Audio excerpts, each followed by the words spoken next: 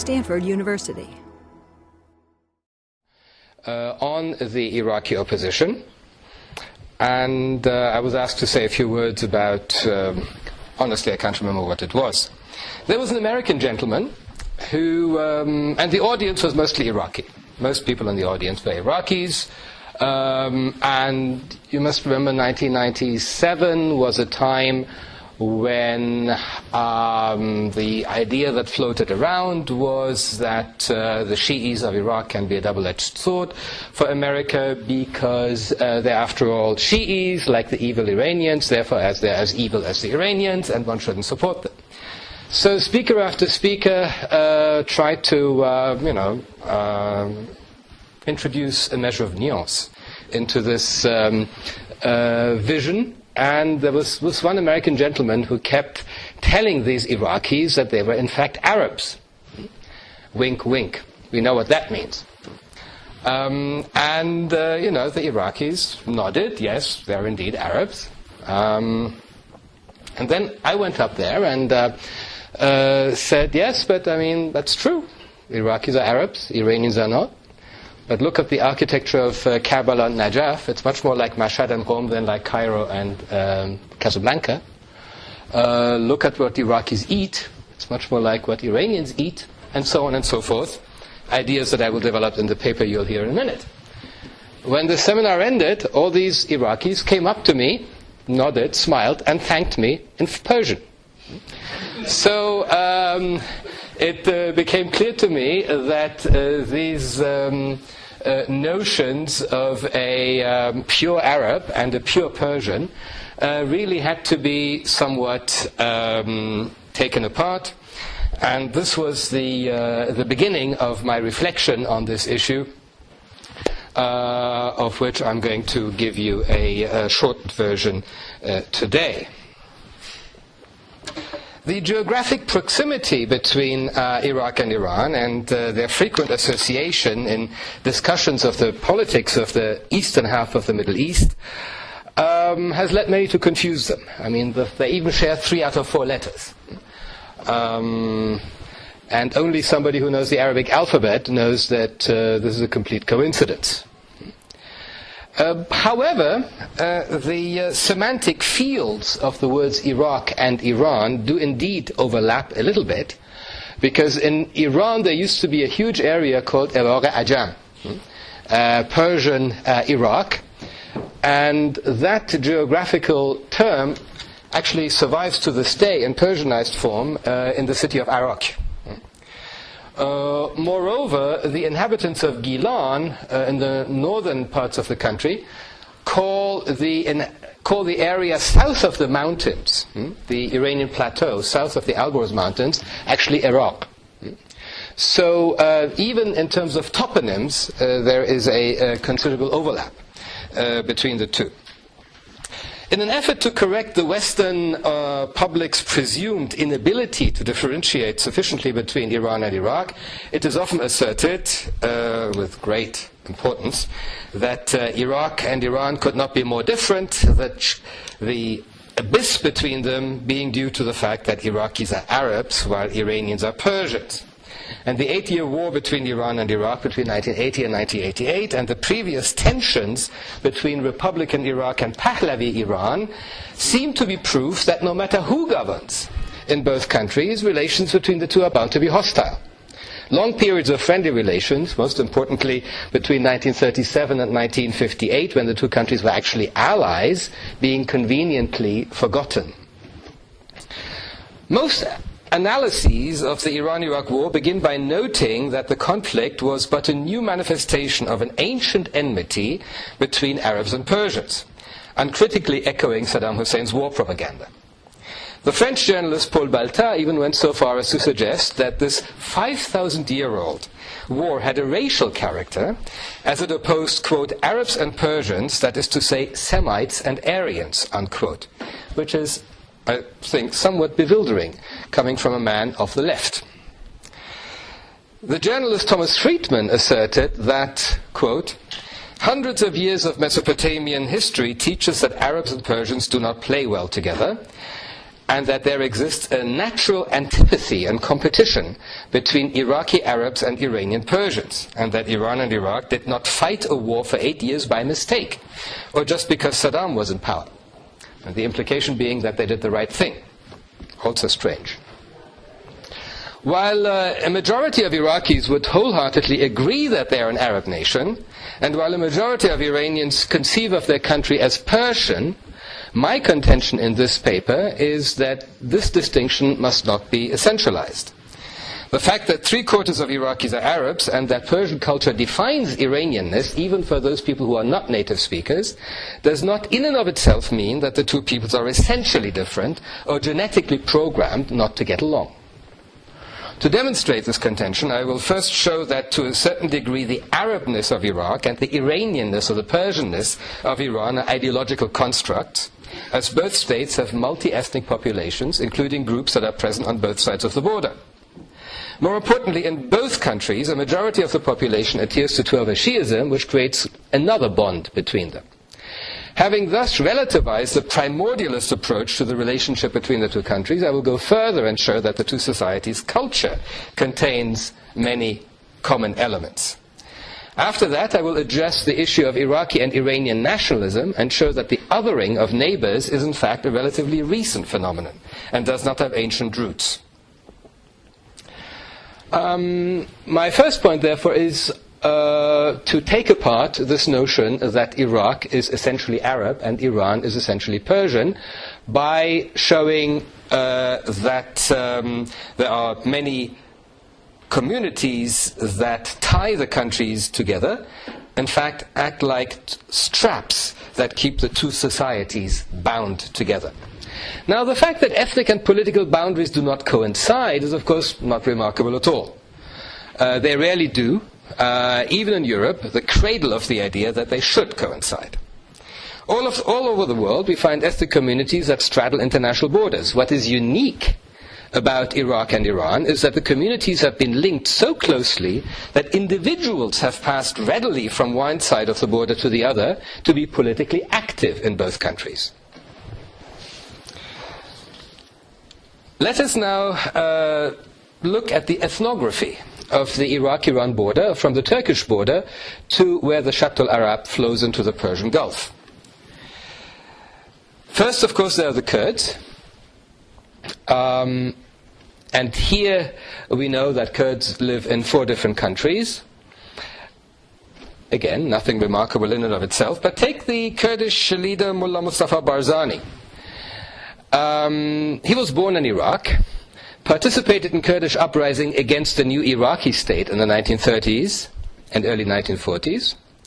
When that movement was suppressed at the end of World War II, he led 1,000 Kurdish fighters and their families to Iran.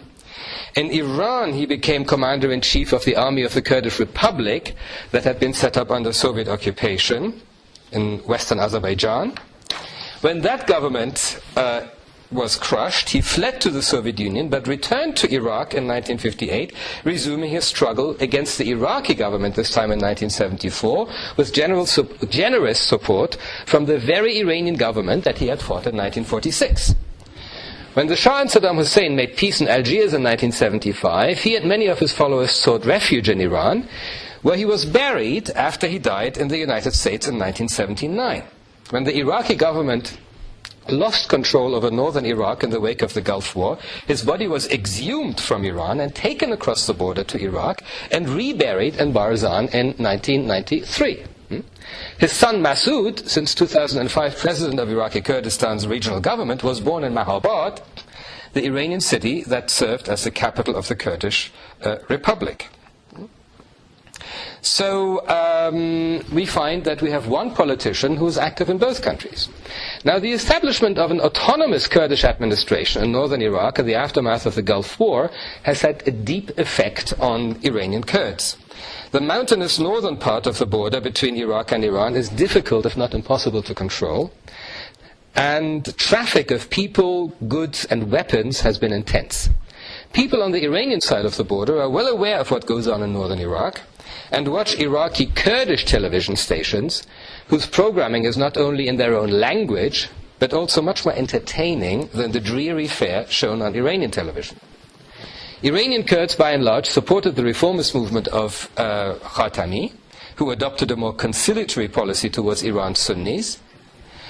But when that movement fizzled out, while in Iraq a Kurd became president, many Iranian Kurds began saying that in Iraq a Kurd can become president, whereas in Iran he cannot even become a provincial governor, Farmandar or Ostandar. The next population I'm going to discuss shares a space with the Kurds, namely the Assyrians and Chaldeans, the descendants of Mesopotamia's ancient Christian populations.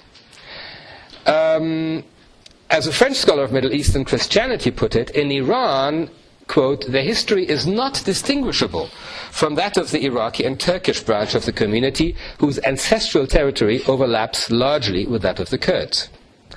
When in Ottoman Iraq, Assyrians were under pressure in World War I, the patriarch of the Church of the East led Assyrian tribes who were under attack to Iran. Over 120,000 Assyrians were involved, of whom 50,000 received permission to enter Iran, but the patriarch was assassinated by Simcoe, chief of the Shakar Kurds, a bandit whom some Kurdish nationalists actually claim as a forebear. In the 1970s, Assyrians on both sides of the border became again embroiled in tensions between the Ba'athist and the Pahlavi regimes. Radio Urmia in Iran broadcast in Assyrian to Assyrians in Iraq, inciting them to join the Kurdish rebellion. Many did, and among these, many were executed by Saddam Hussein. And when the Assyrian Democratic Movement of Iraq was crushed, many fled again to Iran and chose to live in Tehran and Urmia. There are other border communities as well, most importantly the Mandaeans, a little religious group that lives, or the Sabaeans, there's two names for the same group, a little religious community that straddles the border and that has suffered so much in recent upheavals because of 30 years of warfare that the very survival of the community is now in doubt. Then there are Jews. Arab and Iranian Jews are jointly referred to as Mizrahi Jews, and among these Mizrahi Jews, those of Iraq and Iran share a history going back to Babylonian times. Throughout the 19th and 20th century, the two communities maintained contact through trade, religious studies, and intermarriage. When the Paris-based Alliance Israélite Universelle established schools in Iran in the late 19th century, it was because the Jews of Hamadan and Tehran had made contact with its headquarters through the school the Alliance had established in Baghdad in 1864. During World War I, many Iraqi Jews relocated to Iran to avoid Ottoman subscription. And following the pogrom of 1940, about 10,000 Iraqi Jews fled to Iran, where they were given passports by the Iranian government. These Iraqi Jews maintained their Arab language and culture at home, but also became acculturated into the wider Iranian culture, effecting, in fact, a Judeo-Arabo-Persian synthesis. The lasting contribution of this minority within a minority to the larger society was the highly regarded Ettifaq school in Tehran, which had been founded by an Iraqi immigrant to Iran, Abdullah Meir Bassoon. Now, all of these linkages pale, of course, in comparison with the fact that about 90% of Iranians and about 55% of Iraqis share a religion, namely Twelver Shi'ism. The importance of the link comes from the 18th century, when, because of the upheavals in Iran, many Iranian ulama fled to the Ottoman Empire and established themselves in what was called the Atabat, the four shrine cities of Ottoman Iraq. And the establishment of telegraph lines in the 1860s allowed Iranian believers to be in close contact with the religious authorities in Ottoman Iraq. And by the late 19th century, high-ranking Shiite clerics in Najaf were playing influential roles in Iranian politics, as seen in the Tobacco Rebellion of 1891-92 and the Constitutional Revolution of 1906, when Persian ulama in Najaf provided religious legitimation for representative government. And this, of course, led to a huge Persian presence in Iraq, because in the wake of the clerics, many other Iranians also emigrated to Iraq. And while Najaf essentially retained an Arab character, Iranians constituted 3/4 of Karbala's population at the beginning of the 20th century.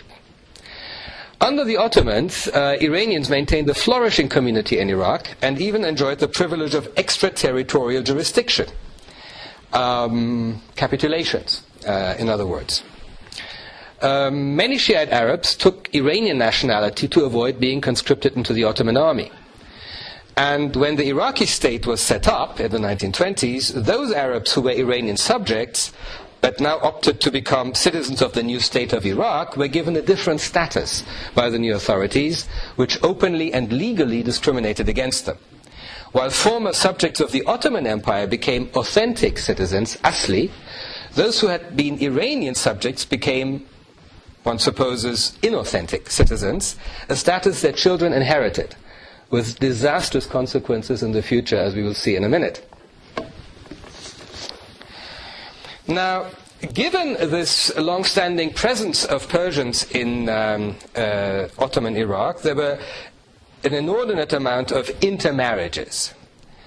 And the members of the Persian community intermarried into urban Arab Shi'i society and was in fact bicultural.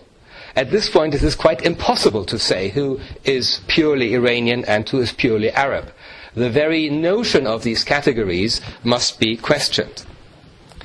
Many clerical families had branches in both countries, the most prominent of them, of course, being the Sadr family, Sadr, which originated in the Jabal Amil, now the southern Lebanon. But in 1929, Muhammad as-Sadr, an Iraqi mujtahid, became president of Iraq's Senate and then briefly even prime minister in 1948. Another member of the family was his grandnephew Muhammad Bagher as-Sadr, a major mujtahid who was killed by Saddam Hussein in 1980.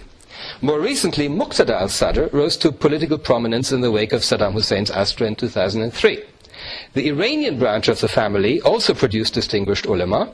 Muhammad as-Sadr's cousin, Ayatollah Sadreddin as-Sadr, was a major mujtahid in Qom, and one of his sons, Musa, went on to a remarkable career in Lebanon. In other words, the presence of so many Iranians in the shrine cities has left a mark on both countries, and even on Iranian onomastics, as the surnames Gharavi and Ha'iri mean, respectively, hailing from Najaf and Karbala. The aftermath of World War I saw a rise of British influence in both Iraq and Iran, the demise of Ottoman and Qajar rule in Iraq and Iran, and the establishment of governments in Iraq and Iran that propagated Arab and Persian nationalism, marginalizing the Shiite clergy in the process. For this reason, in the 1910s and 1920s, Iraq and Iran constituted two arenas in the same battle for the Shi'i ulama. The best example of the irrelevance of nationality can be seen in the aftermath of the uprising of 1920. In 1923, the new Iraqi government expelled 3 leading mujtahids from Iraq, who all went to Iran, 2 of them Persians and 1 Arab. Later on, when the mujtahids were given the option of returning to Iraq, provided they stayed out of politics, the Arabs stayed in Iran and the 2 Persians went back. They had obviously not heard of the ancient hostilities. And now, the Arab who stayed in Iran, Ayatollah Khalesi, had a son who took the family name Khalesi Zadeh, son of Khalesi, and subsequently he was active in politics both in Iran and after 1949 in Iraq. Another veteran of the anti-British uprising of 1920, who later became prominent in Iranian politics, was Ayatollah Abul Qasim Kashani, an early protege of Khalesi. Born in Iraq, he was active in the anti-British uprising, went to Iran and became active in Iran. And we know that when he was briefly in exile in Lebanon, people from both Iraq and Iran came to see him. In our own time, Ayatollah Mahmud Hashemi Shahrudi exemplifies this binationalism. Born and raised to a family of Persian origin in Iraq, he went to Iran soon after the Iranian Revolution and became the vice president of the Supreme Council for the Islamic Revolution in Iraq, SIRI. a major anti-Saddam party headquartered in Iran. He then resigned from the position in 1999 to become the head of Iran's judiciary, which he remained until 2009.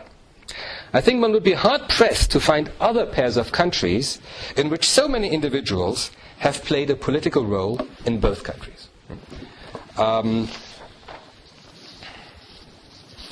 Now, one thing that is often mentioned is that within the Shi'i clergy, tensions are diagnosed between those who are Persians and those who are Arab. Sure, why not?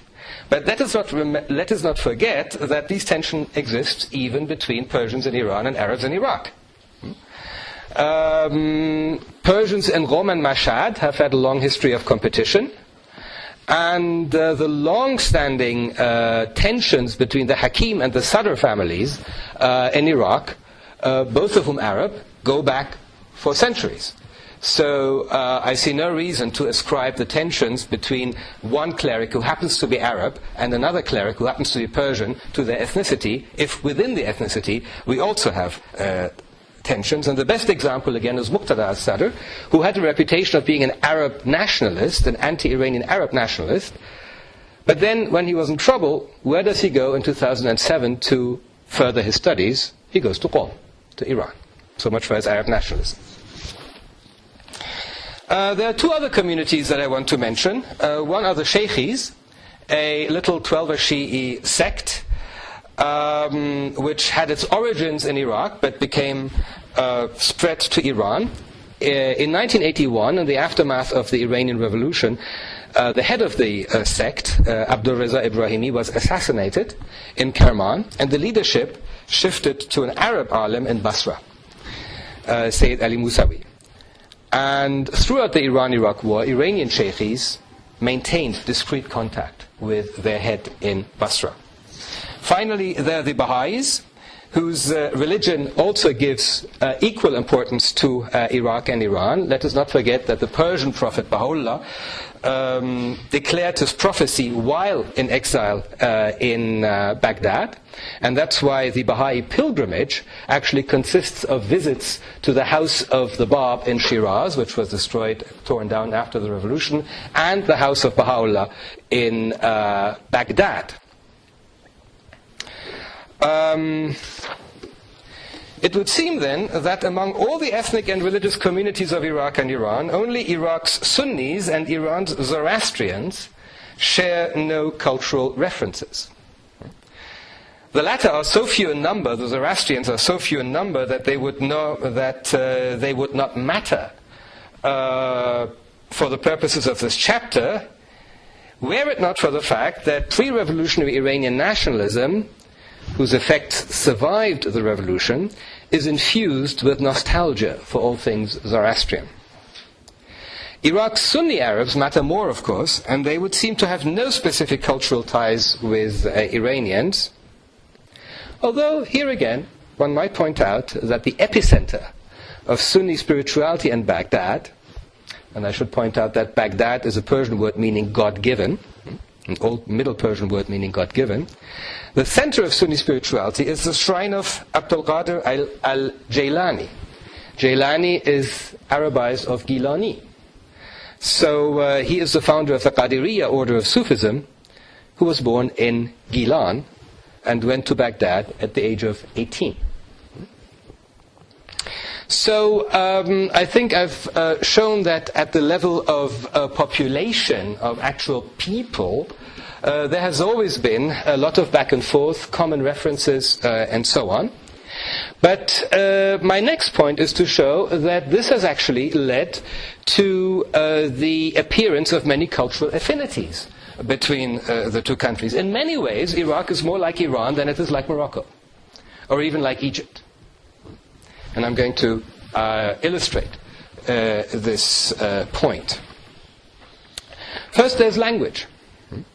Persian has, of course, a great many Arabic loan words, and while classical Arabic has far fewer Persian loan words, vernacular Iraqi Arabic has far more Persian loan words than classical Arabic, to the point where even the words, the letters pe and che, are quite common in Iraqi Arabic. I'm told that the ubiquitous street food of Baghdad is called pacha, which comes, of course, from Persian kalle pache, the sheep's head and trotters. This leads me to cuisine. There's a wonderful cookbook called The Best of Baghdad Cooking with Treats from Tehran. And the author writes in the foreword, I was born in Baghdad and spent some time in Tehran. Throughout these years, I enjoyed the same cuisine because political boundaries do not erase cultural, especially culinary ties.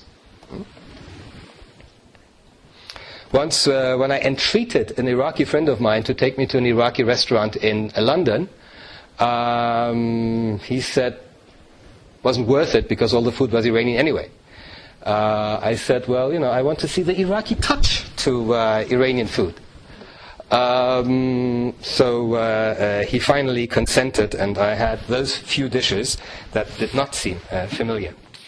About architecture, I've already spoken.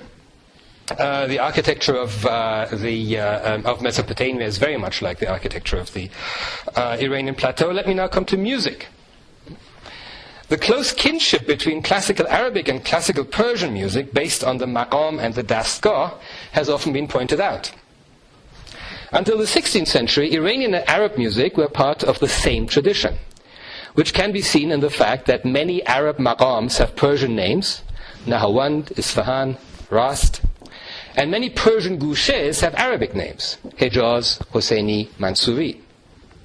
It's the advent of the Safavid dynasty in Iran that curtailed personal contacts between Arab and Iranian musicians, as a result of which Iranian music began to evolve separately. But in Iraq, classical music continued to evince many common traits with the Iran, and the typical Iraqi ensemble, quote, lacks the qanun and may exclude the oud, two instruments that are elsewhere in the Arab world the leading instruments of classical music. On the contrary, they do have the santur and ney, two instruments widely used in Iran. And the poems sung on the occasion of performing a maqam include not only Arabic verse, but also translations of Omar Khayyam and Hafiz. As an ethnomusicologist put it, these common elements constitute an example of the close ties between the culture of the Mesopotamian lowlands and the Iranian highlands. In fact, the great desert to the west of Mesopotamia was often a stronger barrier to cultural continuity than the Persian mountain ranges to the east. No wonder then that at the height of the Iran-Iraq War, a British social worker found a cassette store in Ramadi, a largely Sunni Arab town, and in this cassette store he found a, quote, wide range of Iranian music. Another area that I want to mention is Muharram rituals. The flagellations, Sinizani, and so on. And these, of course, exist among Shiites all over the world, all the way from Trinidad to Sumatra. But again, some people have tried to distinguish between typically Persian rituals and typically Arab rituals. What I found interesting is that when I read a work of a Lebanese Shi'i, he mentioned rituals as practiced in Iraq and Iran. So from the Lebanese point of view, there was no Arab and Persian ritual. There was the common rituals of Iraq and Iran, which were different from the rituals that existed in Lebanon.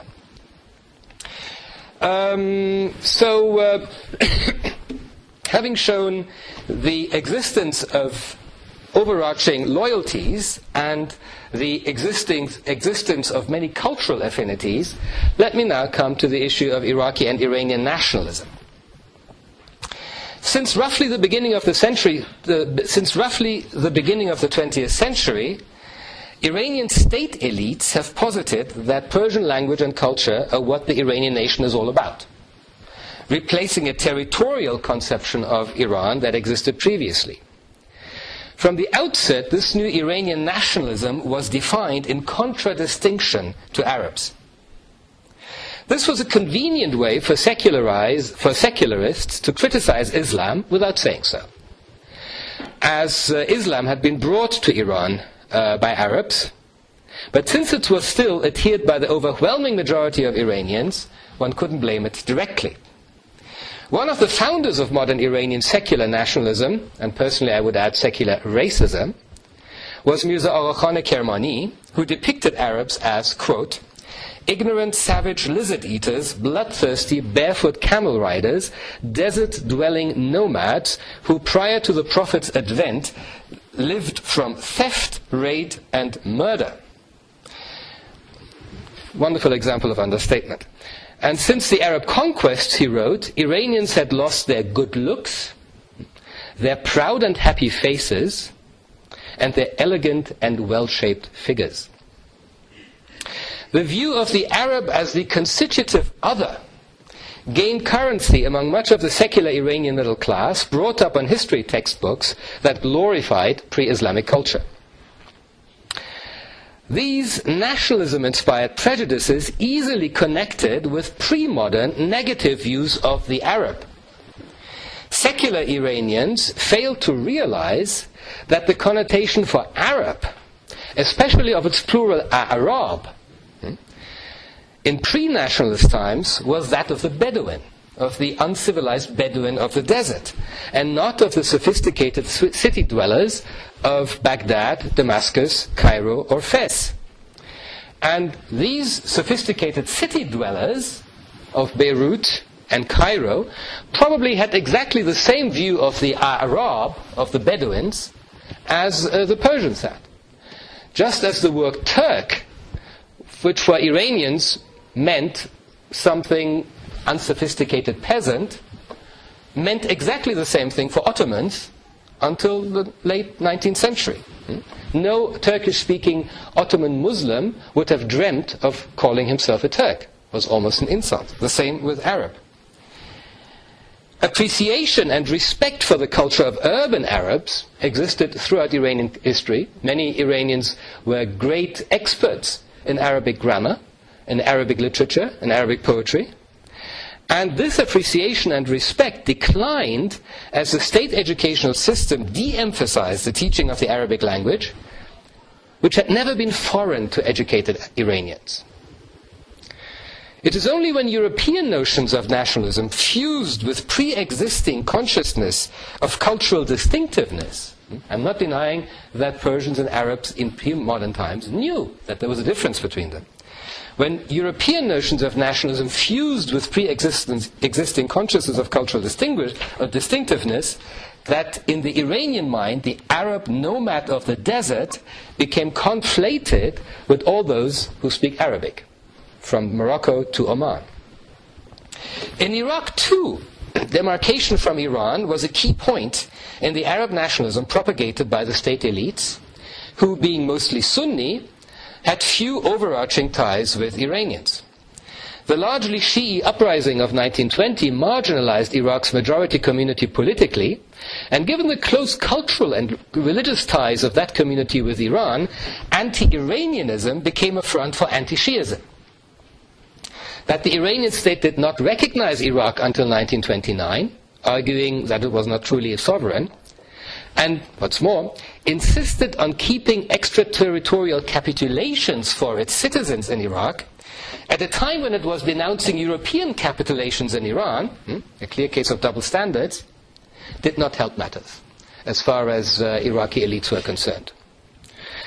The euphemism for Iranian and Shiites was shu'ubi, a term that originally referred to 9th century literary movements that had extolled the cultural merits of non-Arabs, but that then came to connote anybody suspected of not being totally committed to the Arab nation, including many Arab Shi'is.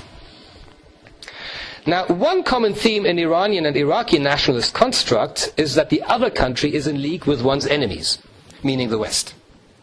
The idea that foreign governments are puppets of the major powers is, of course, endemic to the Middle East. L. Carr Brown has called this the puppeteer theory of international relations, which many people in the Middle East adhere to. Foreigners are always puppets of the West.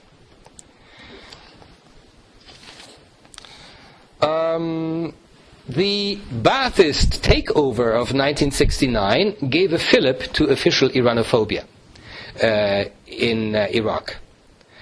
But one must remember that the deep causes of this hostility lay elsewhere. On the one hand, the opposition of the Baathists to the Shiite majority, and on the other hand, the Cold War in which Iraq and Iran found themselves on opposite sides. The heaviest price for these geopolitical entanglements was paid by the few remaining Iranian residents of Iraq and the many more inauthentic Iraqi citizens. And between 1969 and 1989, hundreds of thousands were expelled from the country and deported to the Iranian border, most of them incapable of speaking Persian. The anti-Iranian animus peaked when the Ba'athist regime presented the September 1980 Iraqi attack on Iran as a reenactment of the Battle of Qadisiyah, in which Muslims had inflicted the first major defeat on the Sassanian Empire. Saddam even built a huge monument depicting the eternal battle between Arabs and Persians, conveniently forgetting that in 1975 he had sent a message to the Shah urging him to distance himself from the United States, and in this message he had argued what I've been arguing all along. Saddam argued that Iran and Iraq had common religious, cultural and family connections, and that its border populations were related to each other both in Kurdistan and Khuzestan, creating solidarities that should be used to unite Iraq and Iran so that they could stand up to the West, which deemed both countries inferior. In 1981, the Iraqi government issued a decree offering $8,000 to any Iraqi who divorced his quote-unquote Iranian wife. And the anti-Persian campaign became frankly racist with the publication of a pamphlet titled, quote, "Three Whom God Should Never Have Created, Persian, Jews and Flies." The author was a close relative of Saddam Hussein, who, with the subtlety of the family, averred that Persians were animals God created in the shape of humans, Jews a mixture of the dirt and leftover of diverse peoples, and flies a trifling creation, the purpose of whose creation was not apparent. The Islamic Republic did not reciprocate this ethnic name-calling, as it has in theory been committed to Muslim Brotherhood. But by 1979, notions of Iranian civilizational superiority had been internalized, even by the pious Muslims who volunteered to fight against Saddam Hussein, including non-Persians. An Arab-Iranian prisoner of war, a Khuzestani, told a British social worker that the Arabs of Iran were better Muslims than the Arabs of Iraq. Although the government did not resort to Arabophobia in its propaganda effort against Saddam Hussein's regime, the hundreds of thousands of Iraqi refugees found it difficult to be accepted by the population. They are not called panahandeh, refugee, but actually mu'aved, expellee, a word that has acquired a pejorative connotation for Iranians, as if it was their fault that they had been expelled to Iran. The fact that the more fortunate of these immigrants had family ties to the ruling clerics, enabling them to get government jobs, did not endear them to the population either, especially to the secular middle class brought up on anti-Arab Iranian nationalism. As a result, many of these expellees left again and chose to settle in Lebanon, Syria, or the Emirates. Now, given the overtly anti-Persian propaganda of the Ba'athist regime and the anti-Arab predisposition of many educated Iranians, it is astonishing how many dissident groups in both countries chose quote-unquote enemy territory as a basis of operation, even before the outbreak of the war in 1980. In the 1970s, the Iraqi government tolerated the presence of Ayatollah Khomeini and helped the Tudeh party, Iran's Communist Party. And after the war began, the moderate National Movement for Resistance of Shapur Bakhtiar and the Radical People's Mujahideen of Iran were both active in Iraq, with the former operating a radio station which in the early 1980s regularly featured broadcasts by Iran's most celebrated comic novelist, Iraja Pezeshkzad, the author of Doijan Napoleon. Obviously, he felt no compunction about being in Iraq and broadcasting to Iran. On the Iraqi side, the Supreme Council of the Islamic Revolution in Iraq, SIRI, was based in Iran, and one of the two Kurdish parties, Jalal Talabani's Patriotic Union of Kurdistan, maintained close contacts with the Islamic Republic as well. Both groups are now major players in post-Saddam Iraq. But although some Iraqis and some Iranians found the quote-unquote hereditary enemy more congenial than their political adversaries at home, let us not forget that at the end of the day, Iraqis, including Shiite Arabs, fought loyally for Saddam Hussein, and Iranians, including many of Khuzistan's Arabs, fought loyally for Khomeini. In fact, one of the Islamic Republic's ministers of defense, Sham Khali, is an ethnic Arab from Khuzestan. By the 1980s, therefore, the modern nation state and its requirements had been internalized by both Iranians and Iraqis. What remains to be done is to demonstrate that these nationalist constructs are of recent vintage, not an avatar of an age-old conflict. And since I have relatively little time left, I will be brief for the remainder of my paper. The proponents of the ancient hostility thesis often begin with the wars that the founder of the Persian Empire, Cyrus, fought against his Mesopotamian neighbors, the Babylonians. Say, since Cyrus fought the Babylonians, people from the plateau and people from Mesopotamia have been fighting with each other.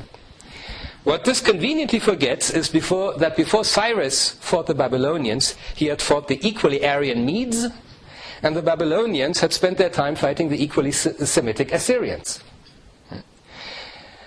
Indeed, far from constituting an antinomian relationship, that of the pre-Islamic Persians and their Semitic neighbors to the west was actually one of fruitful cultural interaction. The Iranian Spring Festival, Nowruz in Persian, Nevruz in Kurdish, which is for most Iranians a symbol of Iranian nationhood, is a local manifestation of a spring ritual that used to be celebrated all over Western Asia, including Mesopotamia. In fact, the Persian calendar, Farvardin to Esfand, is based on the signs of the zodiac, which were invented in Babylonia. The columns and reliefs of Persepolis, which for many Iranian nationalists of today are the quintessential emblem of Iranian national identity. Go to any Iranian restaurants and you have columns of Persepolis. These columns clearly show the influence of earlier Mesopotamian monumental arts. Go to any museum, look at the Assyrian and the Babylonian statues, and you're reminded of Persepolis. And centuries before Muslim Persians adopted the Arabic alphabet, Middle Iranian languages, such as Middle Persian, Parthian, and even Sogdian of Central Asia, were written in the Aramaic script, developed in Mesopotamia in the 8th century BC. As for Arabs proper, their relationships with Iranians before Islam was not one of hostility either. Herodotus reports that the king of the Arabs facilitated the conquest of Egypt by the son of Cyrus, and many Sasanian kings sent their sons to be educated at the court of the Arab Lakhmids. Most famously Bahram V, who spent his youth at the court of King Munzir ibn Numan, the Lakhmid king of Iraq, who indeed helped him gain his throne in Ctesiphon after a court cabal had tried to put a different prince on these. Now, I submit to you that a Persian emperor does not send his son to be educated at the court of a ruler whom he deems to be a barbarian.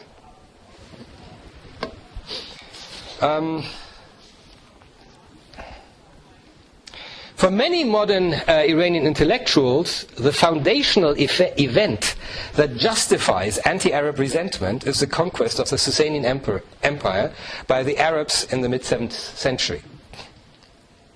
But quite aside from the fact that the Sasanian Empire was not overrun by Iraqis, but by Arabs from the Arabian Peninsula who had first overrun Iraq itself,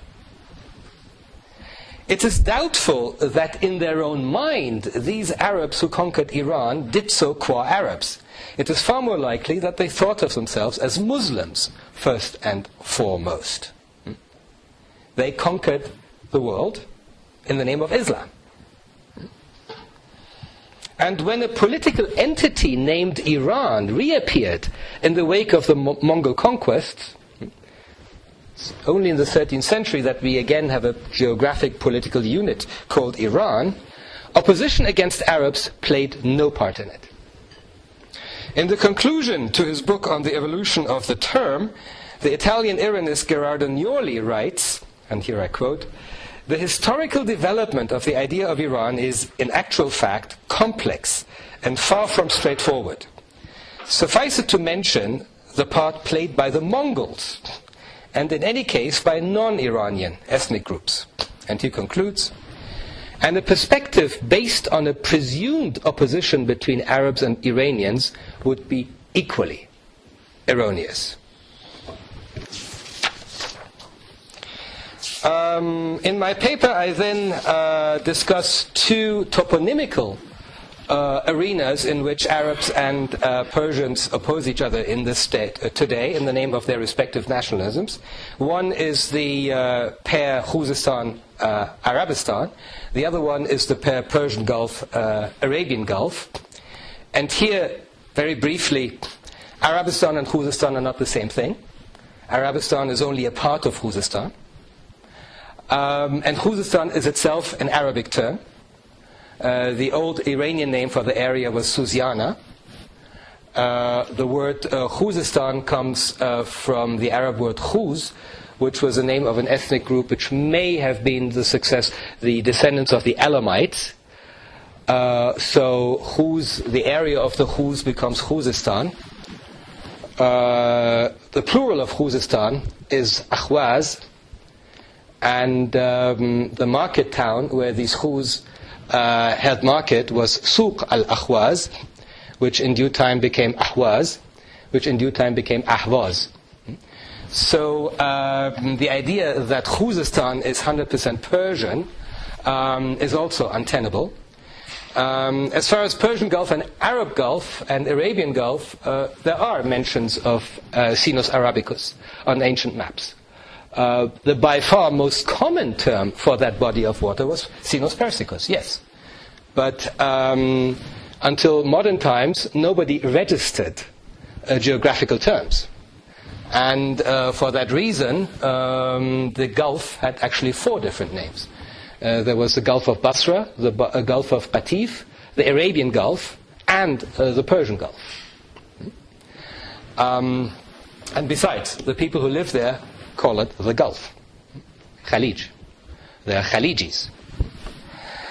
In conclusion, what I've tried to show is that anti-Arab Iranian nationalism and anti-Persian Iraqi nationalism are ideological constructs that are not the logical consequence of immemorial ethnic, or what is even more absurd, racial hostilities. They are products of cultural and political elites that had an interest in undoing the multifarious intersocietal linkages connecting the populations on both sides of the border, in Mesopotamia and on the Iranian plateau. Iranian and Iraqi nationalism both fit the model so eloquently enunciated more than a century ago by the Irish classicist Gilbert Murray. Gilbert Murray wrote as follows: "In almost every nation in the world, from the Americans to the Chinese and the Finns, the same whisper from below the threshold sounds incessantly in men's ears. We are the pick and flower of nations, the only nation that is really generous and brave and just. Other nations may have fine characteristics, but we only are normal and exactly right. Other nations boast and are aggressive. We are modest and claim only what is our barest due, though we cannot help seeing our own general superiority. And even unprejudiced observer will admit that our territories ought to be enlarged. We are, above all things, reasonable. It is only those enviable and lying foreigners who dare to dispute the fact of our reasonableness." These nationalist constructs were transmitted to the population by the educational systems of the two states, and it is not astonishing that they have been internalized. Political conflicts that had their origin in geopolitical rivalries, both global, like the Cold War, and regional, the contest for hegemony in the Gulf, and in ideological oppositions, left-leaning republicanism versus monarchism, or left-leaning republicanism versus Islamism, added to the plausibility of these constructs. They made them more believable. The fall of the Ba'athist regime in 2003 could have put an end to the growing estrangement between Iranians and Iraqis, and on the level of state-to-state relations, it certainly did. But at the popular level, the watershed of 2003 had the opposite effect, for two reasons. On the Arab side, Sunnis have not been able to come to terms with the fact that the Shiite majority is now politically hegemonic in Iraq. And the anger is once again directed against Iran as the sponsor of the Shi'is. On the Iranian side, the determination of the Iranian government that the US effort should fail in Iraq has led to a very high degree of intervention in Iraqi affairs, an intervention that is facilitated by the trans-societal linkages that I discussed earlier. With hundreds of thousands of pilgrims going from Iran to Karbala and Najaf, you can smuggle in a huge number of Revolutionary Guards. And these people manipulate matters in Iraq. A close Iraqi friend of mine, who was a member of the ruling Shi'i party, told me that before the election 4 years ago, which the Shiite alliance won with a large margin, some Iranians connected with the Revolutionary Guards set up a seminar in Baghdad to teach the Iraqis how to rig election results. We now know that the Iranian government is pretty good at that. And then I said, you would have won anyway. He said, yes, but not by that huge a margin. And then he added, he was an eyewitness to this, he added that at this seminar organized by Iranian Revolutionary Guards, there were representatives from Hamas and Hezbollah also. Now, many Iraqis blame Iran for the sectarianism that has gripped Iraqi society, pointing out that Iran has delivered arms to a number of Iraqi groups that fight each other, both to Sunnis and to Shi'is. While some Iraqis have become Iranian clients, many others, including many Shi'is, have come to dislike Iran with an intensity greater than that shown during the Iran-Iraq War. During the Iran-Iraq War, the Iraqi government propagated a song called Qadisiyya, which was a celebration of the attack on Iran, likening it to the attack on Iran in the 7th century. This was broadcast on radio, television, etc. Now it's the young Shi'i males of Basra who sing it on a daily basis. Which they didn't in those years. Now, given the prevalence of nationalist constructs on both sides, the instant experts that international crises usually generate should perhaps be excused for echoing these constructs in their analyses, especially since the Iraqis and Iranians they meet tend to be secular, educated people who are more often than not ardent nationalists. But one may also wonder whether the references to ancient history that we found in New York Times articles and so on are not merely a way to demonstrate one's credentials as an expert. I'm not a journalist. I know my history too. And these folks have been hating each other for 5,000 years.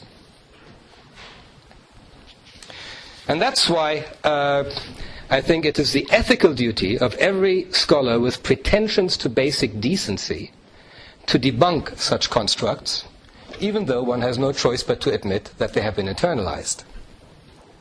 To debunk such constructs, rather than, as the above-quoted New York Times articles by Tom Friedman put it, bank on them. Thank you.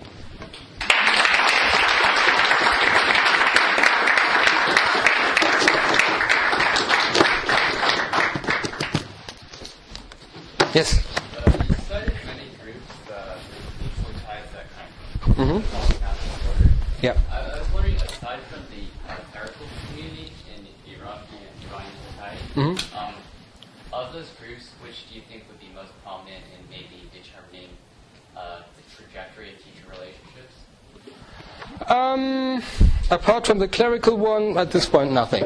Yeah, because the Kurds basically do their own thing.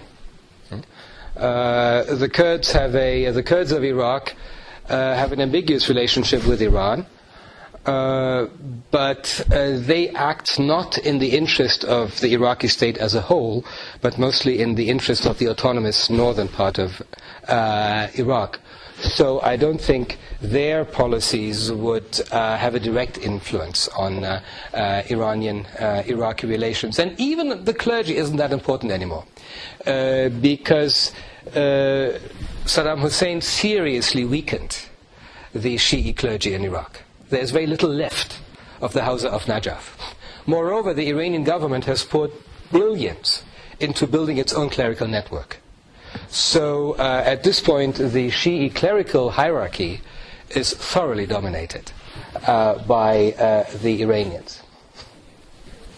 Yes, sir? What do you think the impact would be on Iran of Iraq more or less succeeding in the next few years and becoming at least an electoral democracy? Yeah. I think it would have a ripple effect. One thing that might happen is that if Iraq becomes an electoral democracy, and with this recent election, I think the allegations of the opposition that there has been rigging sounds very plausible to me, based on what my friend told me a year ago. But if there is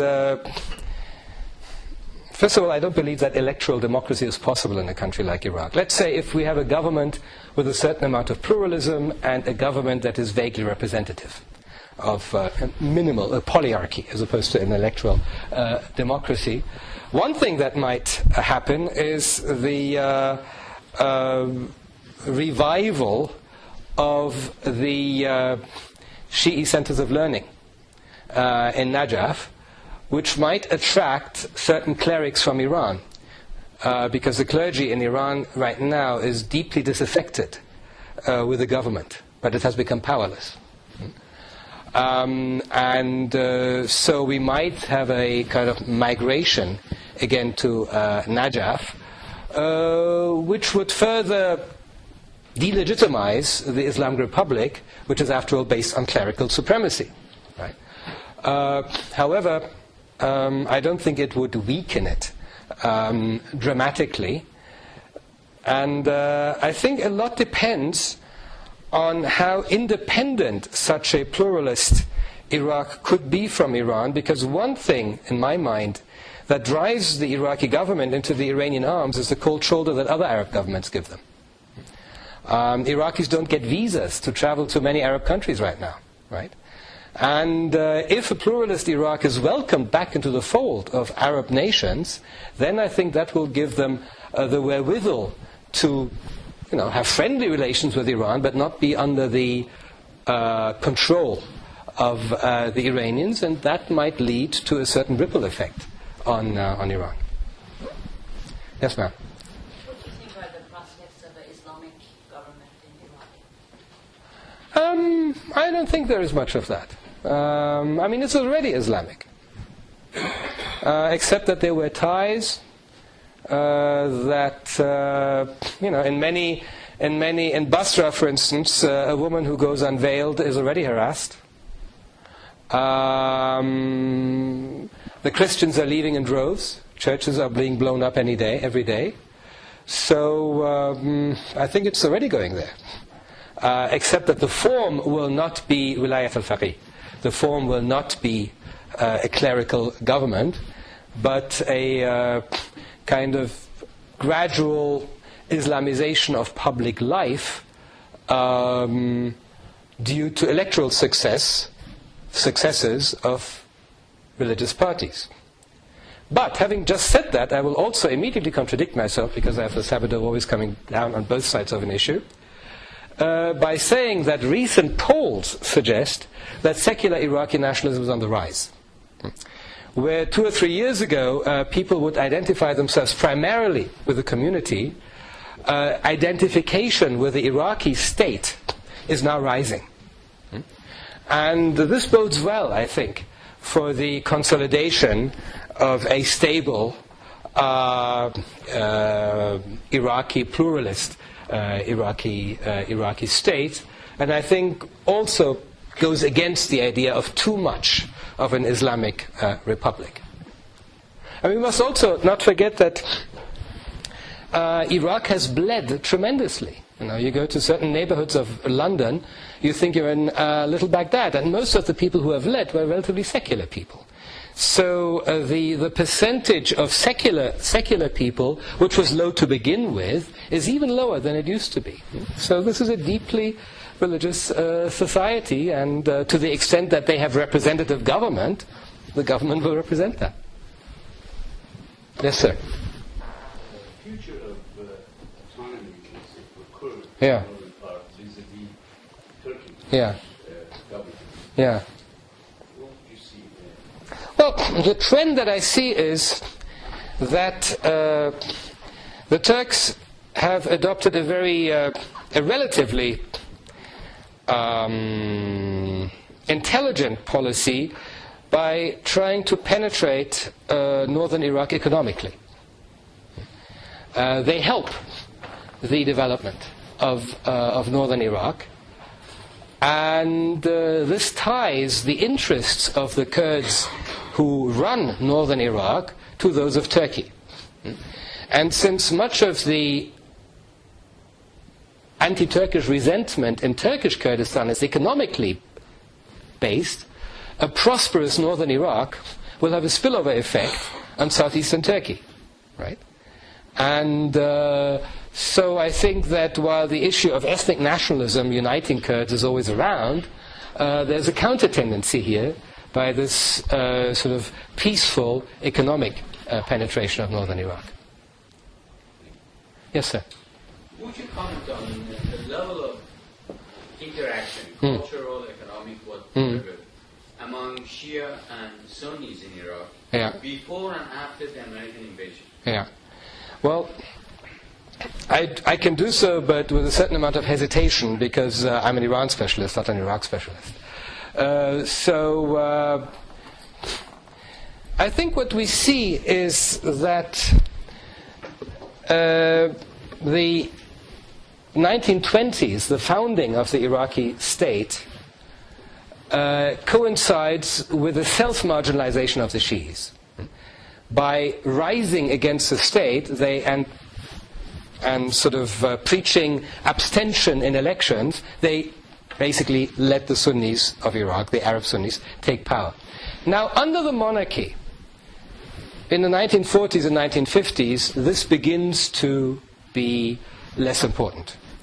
In the 1940s, there are even briefly 2 prime ministers who are Shi'is.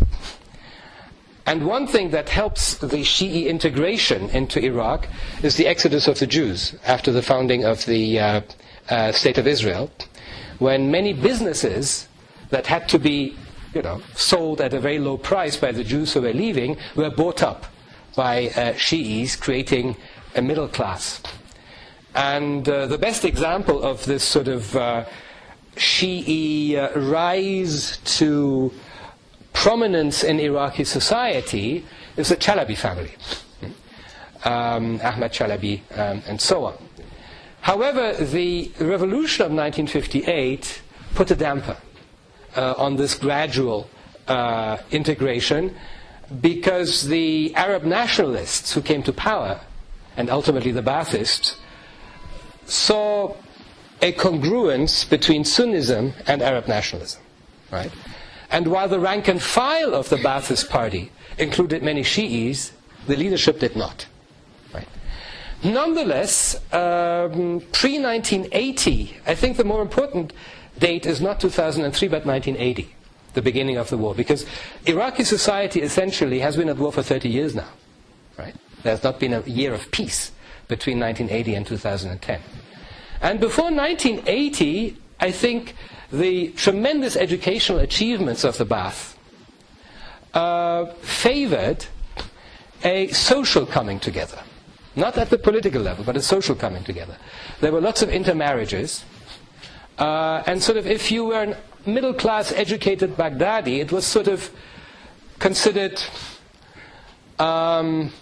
old-fashioned to be too concerned with sectarian issues, right?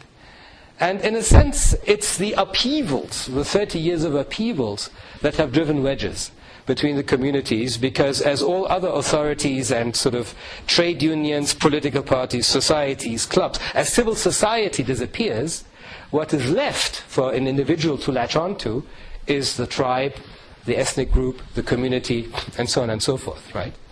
And so I think it's the upheavals of the last 30 years that have created sectarianism in Iraq. But of course, the sad thing is that ethnic cohabitation, or the sort of peaceful interaction between the communities, takes a very long time to come about and can be destroyed very quickly.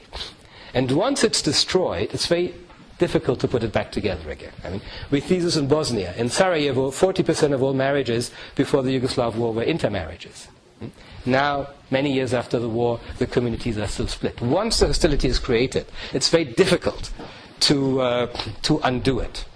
And that's why I'm sort of favorably impressed by these data, which my friend, the sociologist Mansour Moaddel, sent me some time ago, that the sense of an Iraqi identity is strengthening at the expense of communitarian identities. But I'm not sure that the Iranian government is happy about this, because I have no proof for this, but I have the hunch that the Iranian government has decided to keep Iraq weak. And one way to keep it weak is to make sure that these hostilities persist. Yes, sir. You mentioned that in Iran, the clergy is losing power, does not have the power that it had before. So then what's happening in Iran? Well, what's happening is that first of all, to give you proof for what I'm saying, the recent election, one or two only of the top clerics actually congratulated the winner of the elections, right? They have on occasion criticized the president. Has anybody gone to the streets to demonstrate against the president because the Ayatollahs have called for it? No. People go to the street and demonstrate for other reasons. I think the clergy have lost much of their social mobilizing power. And I think, well, I'm not being very original by saying this, that what we see is a rise in the power of the Revolutionary Guard, which is a mixture of a military government and a mafioso government.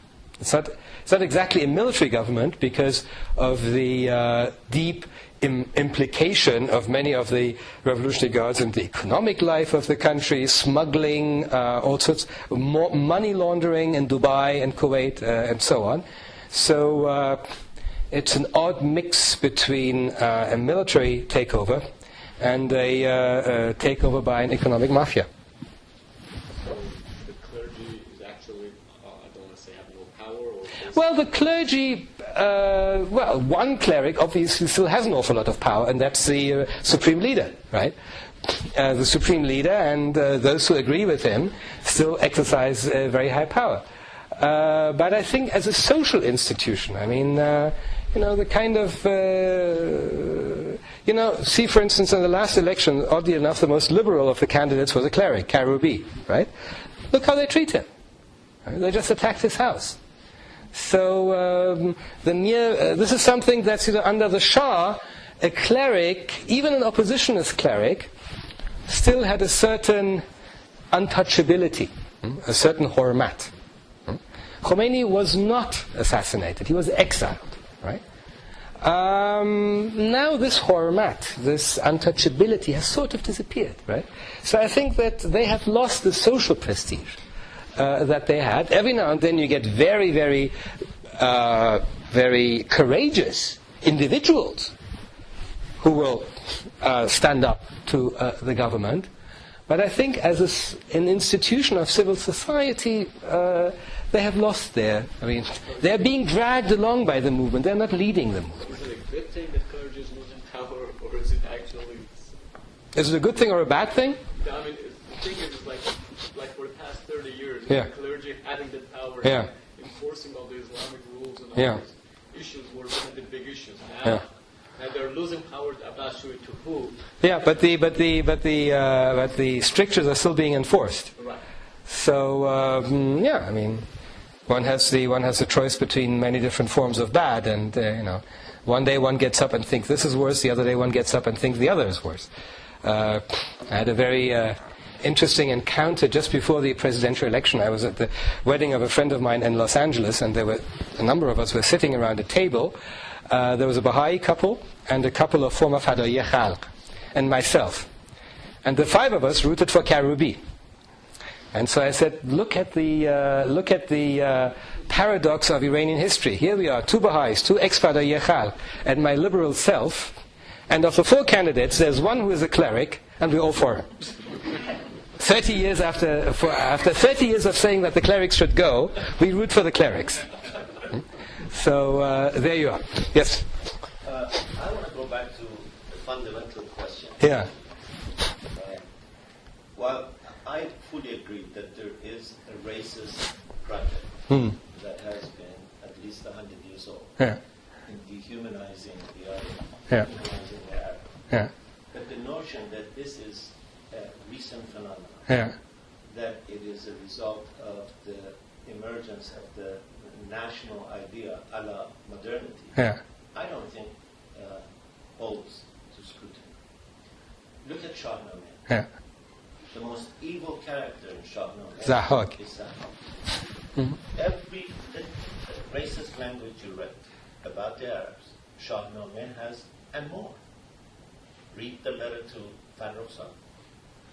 So the notion that this is something that is created in the last 100 years and this elite that wanted to create this false nationalism, I don't think, and look at the writings of Korban about Iranian nationalism.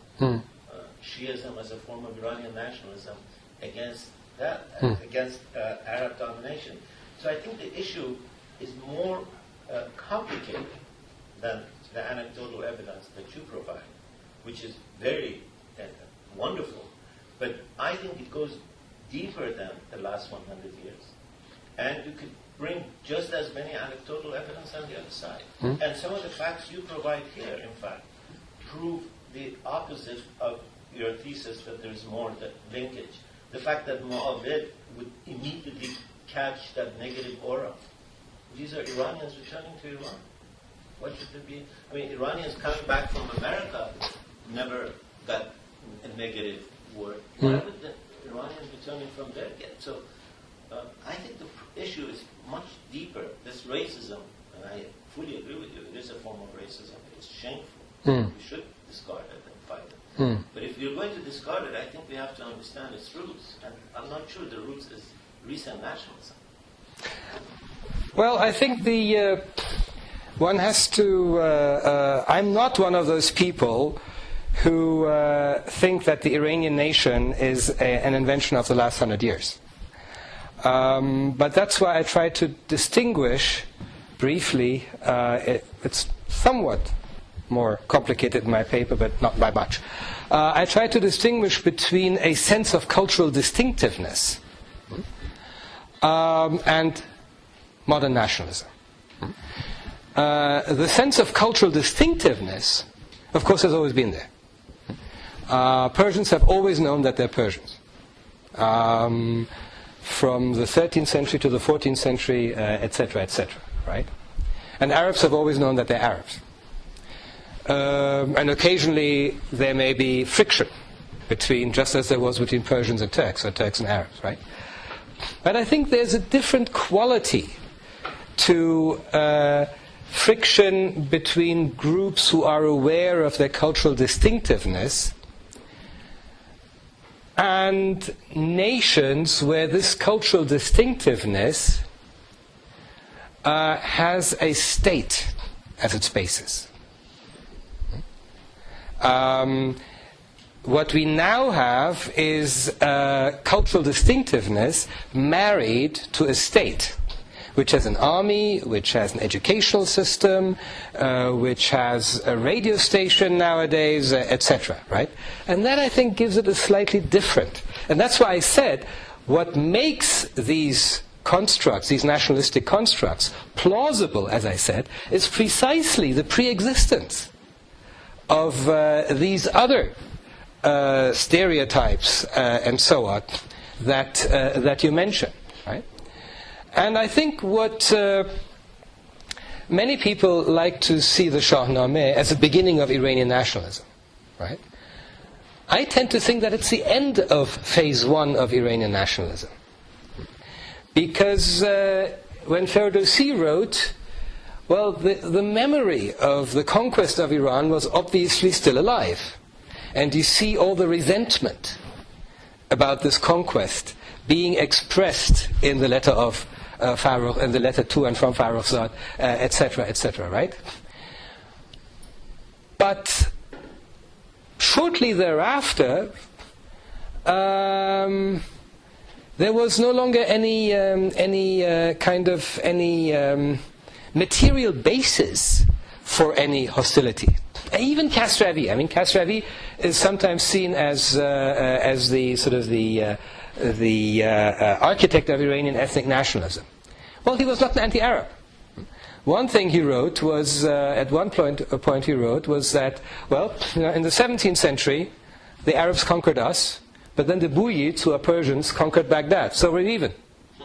So we're even, so let's quit this kind of mutual animosity, right?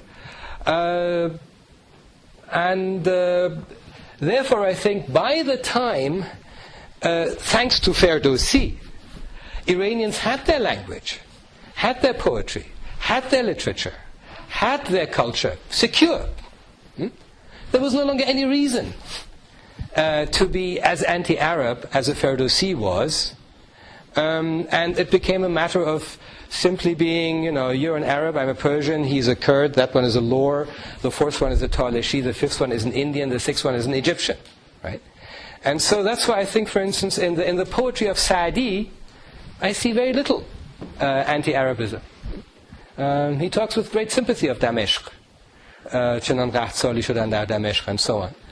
And I think, if anything, in those years, the other becomes the Turk, who is marauding, who is violent, who is destructive, etc., right? And that's why I think there are two phases. There is the sort of Islamic conquest phase, which comes to an end with Ferdowsi, followed by, a sense of cultural distinctiveness and superiority, and then the juxtaposition, the superimposition on this of a kind of European-style nationalism, which I think was facilitated in the case of its inventor, namely Mirza Khan Kermani, by his Zoroastrian origins.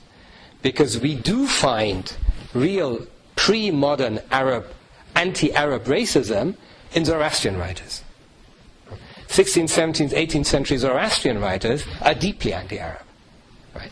And I think Mirza Khan Kermani may be echoing some of this heritage in his writings. Yeah. I just wanted to make the same point. Don't you see that the whole underpinning of the problem could be that Iranians really never accepted invasion of Arabs and imposition of Islam, and it would have been impossible, as you know the history, for anybody who brought that issue as basically killed. Yeah. So Arabs became a substitute for Islam, Iranian. So it is really as old as invasion and imposition of Islam on Arabs. And the other point is that I appreciate you brought up the point of view of some Arabs who call Persian Gulf, whatever. That's not a big issue. But you call the Iran Road Chateau Arab. After all, Iran Road is a very, very historic name, including Ferdowsi.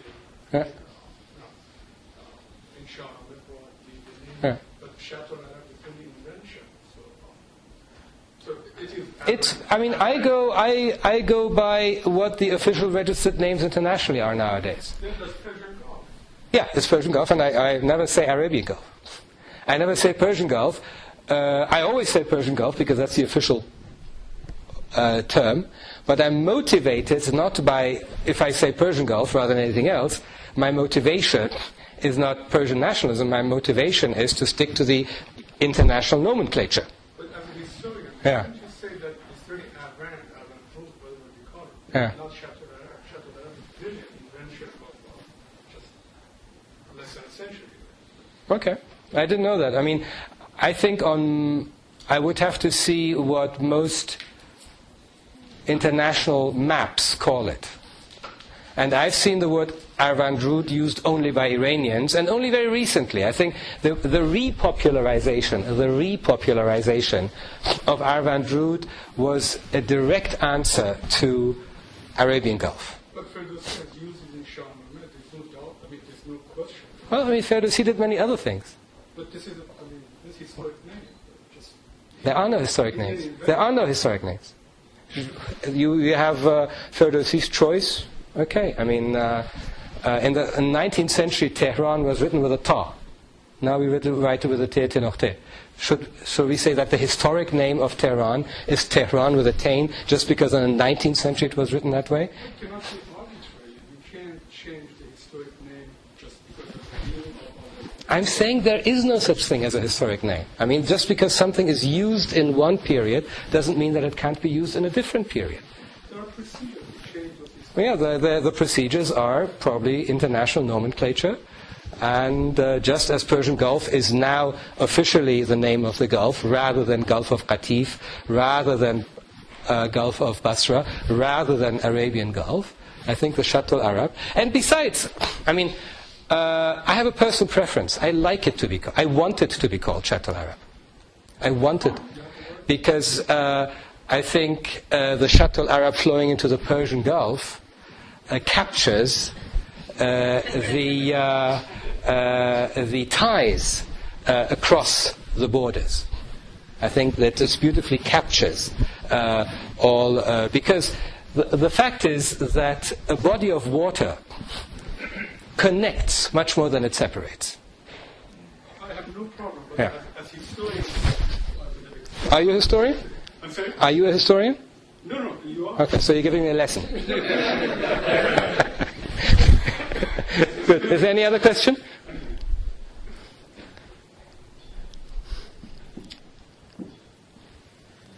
In that case, That witching hour. very good. 7:30. 7:30, yeah.